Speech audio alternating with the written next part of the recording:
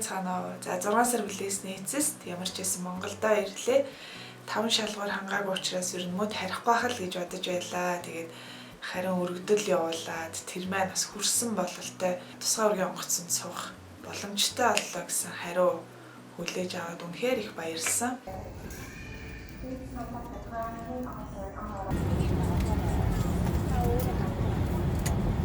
Гар тишээ суудлын дээрх техник тавилт хүнд эзэлсээ өмнөх суудлынхаа доор байрлуулна. At all times. Таны аюулгүй байдлаар тав тухыг хангах үүднээс агаарын хүлгийн бүхэлд ялангуяа ариун цэврийн уруунд нислэгийн туршид утаат болон электрон тамхи татахыг хуулиар хоригддог болохыг сануулъя. За онгоцонд бол мэдээж бүх юм дүрм журамтай ажилтнууд нь хамгаалтын хувцас хэрэгэлсэн тий хоол хүнсний зүйлийг тус нь вакуумжуулж бэлдсэн ийм байдалтай байсан. Онгоцонд халдварах магадлал бас өндөр байсан учраас чатгаараа хамаг юмал боож баглал бэлээ энэ өмсөл тэгэл дор бас хичээцгээгээд суусан. Онгоц газардахад ямар ч ясэ их орондоо ирлээ дээ гэд их баярлсан. За тэгсэн ч гэсэн буулгаагүй бараг 2-3 цаг хүмүүсийг 5-5-аар нь 10-10-аар нь дуудаж буулгаад тэгээд автобусанд суулгаад явуулж исэн мэлээ. Миний хувьд болохоор бүр хамгийн сүүлийн хүн болсон. Бандангийн Мегмарцуран Тэрэмбатын Батэрдэн Санж Бигчийн Самрачар Ташралтангийн Чимэтэрэн. Тэгээд нөгөө лайв хийж байгаа гэж үрсэн мэдээгүй шүү дээ улсын онцгой комисс. Тэгэл би ч юм бол нөгөө өөрийгөө их орондоо ирчлээ гэл гар мараастай сайхан алтлаад нөгөө бүх мөх шиг тий. Эйгоо баярлсан сэтгэлээ илэрхийллээ гэж бодсон чинь нөгөөт нэг шовоод ивж байгаа юм шиг бууж ирсэн мэлээ.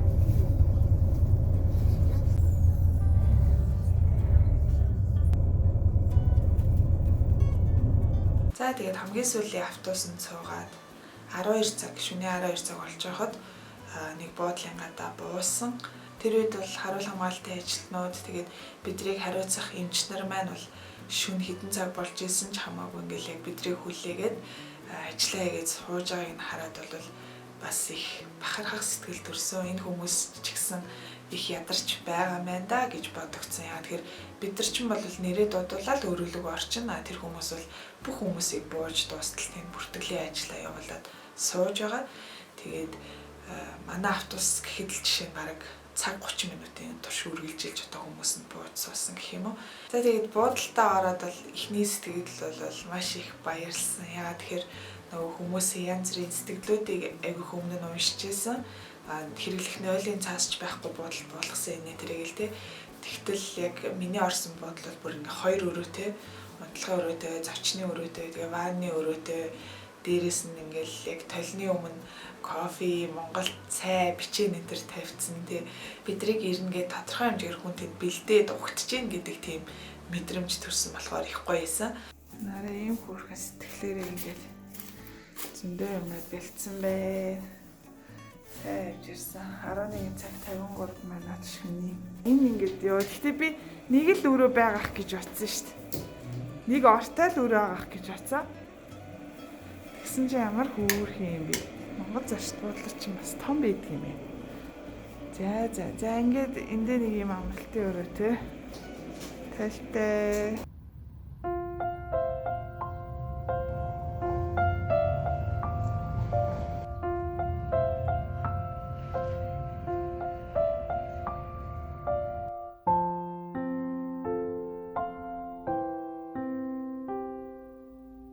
За тэгэл тэр оройноо унтаж амарчаад өглөө нь босоод буудлынхаа дүрм журамтай танилцсан.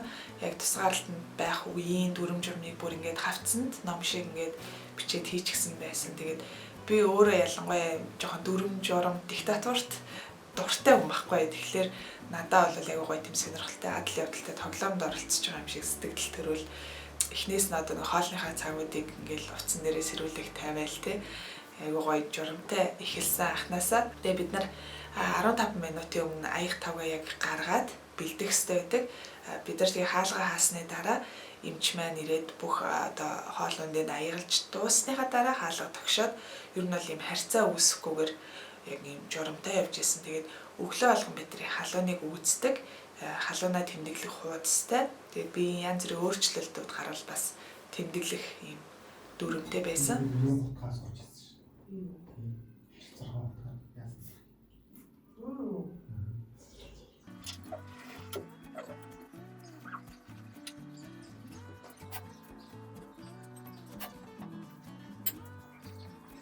тэгээд дүрм журм ердөө ингийн л дээ 2 дахь 5 дахь бид нар хогоо гаргаж болно. Зөвхөн орой олны цагаар.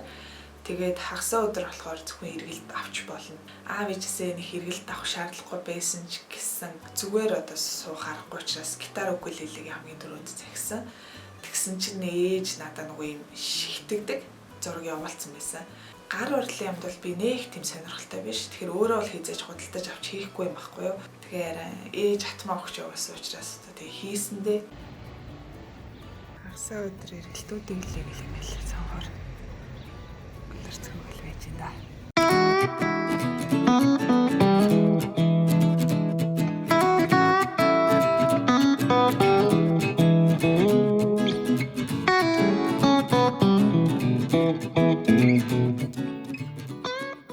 Хоолны тухай бол үнэхээр өөлөх юм бол байгаагүй.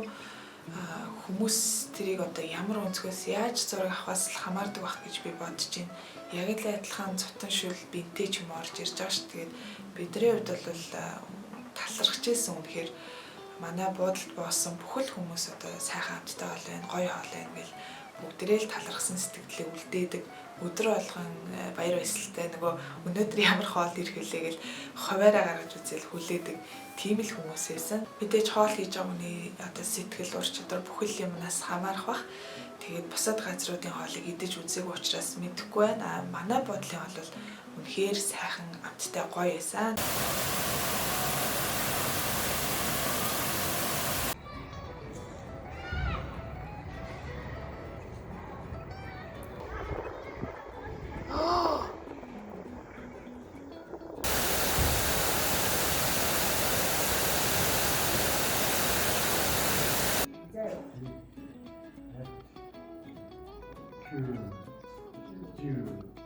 Зарим өдөр бороотой, зарим өдөр нартай. Тэгэл бүхэл өдрийг буудлынхаа 2 өрөөнд дотор өнгөрүүлсэндээ манайх гэртээ бол одоо телевиз байхгүй, буудан байхгүй, орч байхгүй тийм ээ л. Тэгэхээр буудалд бол яг үнийг хэлэхэд бараг жаргаад байгаа юм яагаад тий амар том 2 хүний орон дээр хунтаал тэгэл босоод буудан дээрээ сууж телевиз үзээл. Одоо сүүлийн 10 хэдэн жил би бараг телевиз үзээгүй. Тэгээд телевизээр яг гоё юм ховрол гарч лээ л дээ. Гэхдээ ер нь бас үзэхэд гоё байсан. Чимээгүй мордлоо. Тавдаж байсан харчээ.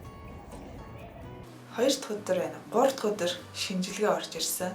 Тэгээд хамарлуу юм жигтгэе мэдээд байгаа хэрнээ ерөөс амар бэлтгэлгүй.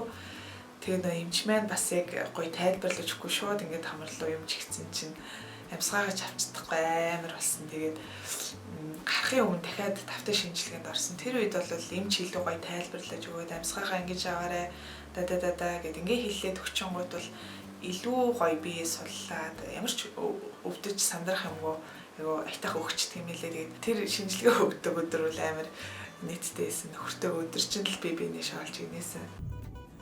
За, нэр хатгадад үрээрээ. Ямар хатгадаарай. Тэгээд нэр хатгадаарай.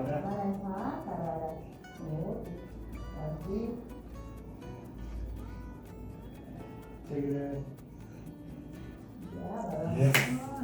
Ингээд гоё байсан шүү дээ.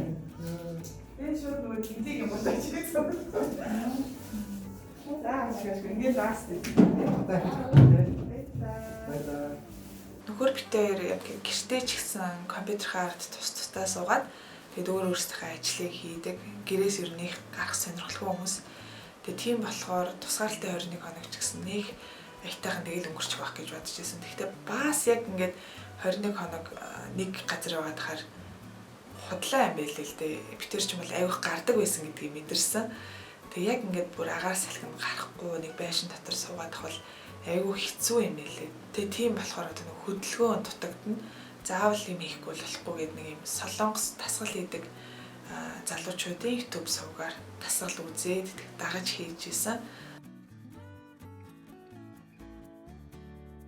Тэгэл яах вэ? Хоолныхоо дундуур одоо өдрийн 5 хоол идэх гэдэг чинь одоо өдрийн маань гол зорилго ерөөс хоол юм шиг болчихж байгаа юм гэсэн үг тий. Тэгэл хоолныхоо завсраар нэг жоохон гитараа тоглоод, укулелегээ тоглоод за тэгээд жоохон зохиолоо бичсэн.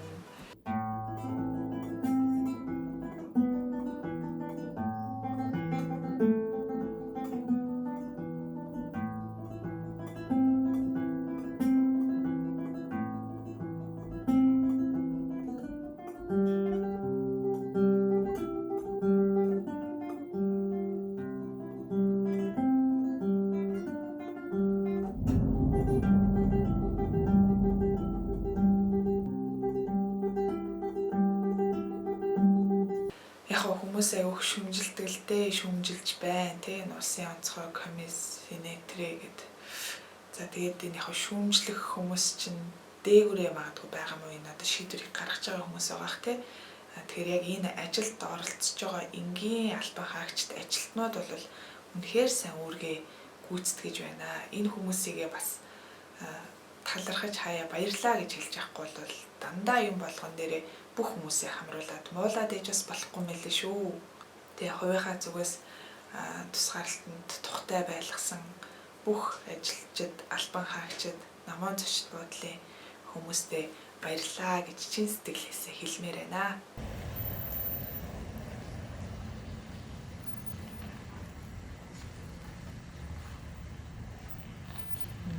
Сэтгэл хөдлөлчлөө.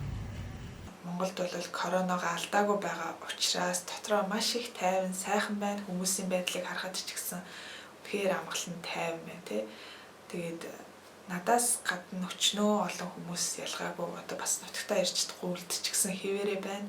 Тэр хүмүүс маань хурдан ирээсэй гэж хүсэж байна. Тэгээд чадах ятгаараа одоо авч байгаа байх. Гэхдээ илүү их хичээх болтугай. Дахиад олон монголчууд маань хурдхан шиг их орондоо ирээсэй гэж хүсэж байна. Бичлэгийн маань дуустал үзсэн танд маш их баярлалаа. Дараагийн бичлэгээр уулзцгаая.